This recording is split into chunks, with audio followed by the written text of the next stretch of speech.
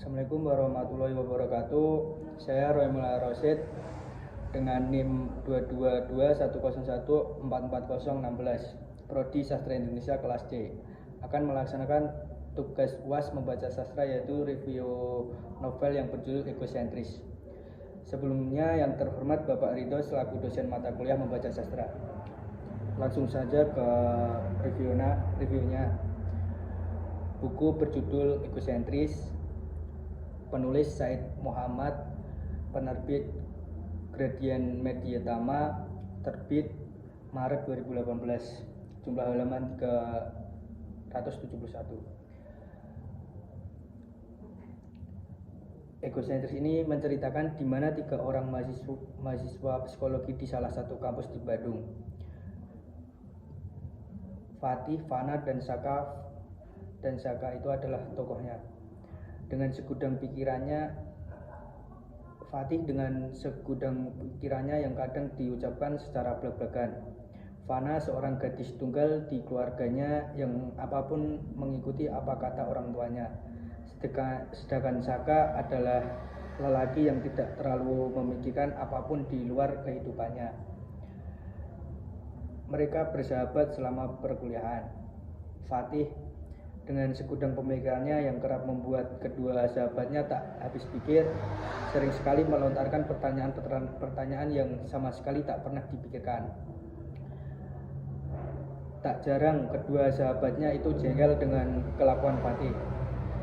Tak hanya kepada kedua sahabatnya, ketika di dalam kelas, Fatih seringkali menegur, bahkan membentak teman-temannya yang menurutnya tidak sepatutnya melakukan tindakan-tindakan demikian.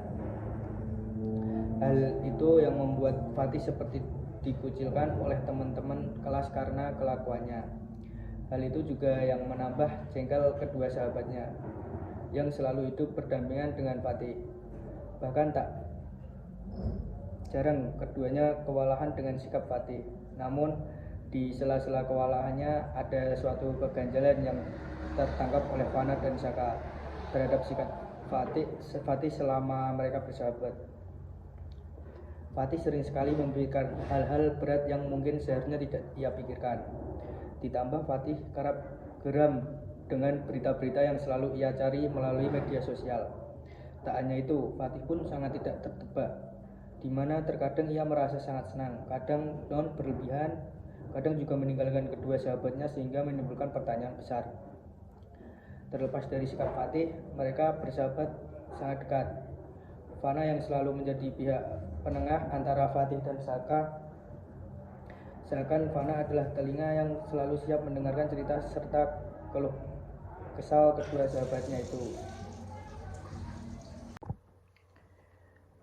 Dalam buku ini, penulis menceritakan cerita yang sangat menarik.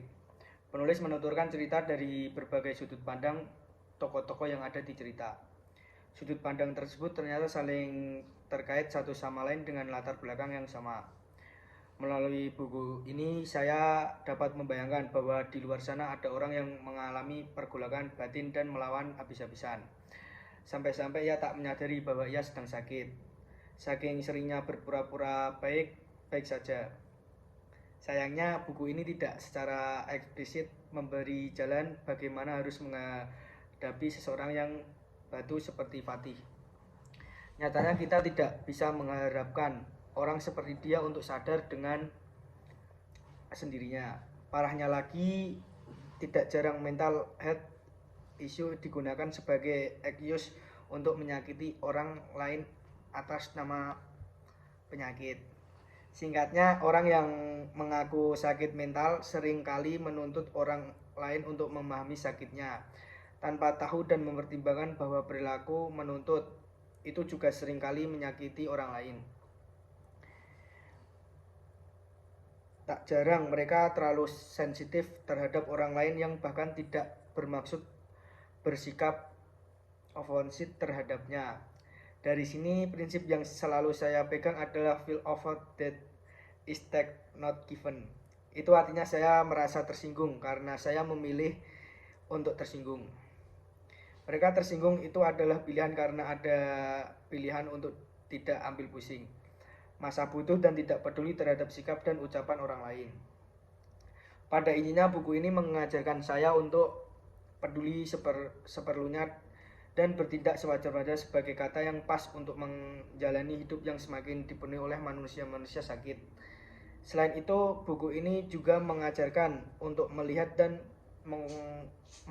memposisikan diri sebagai orang lain yang sering kita judge. Sebagaimana judulnya, buku ini mengajarkan saya untuk tidak menjadi manusia yang selalu egois.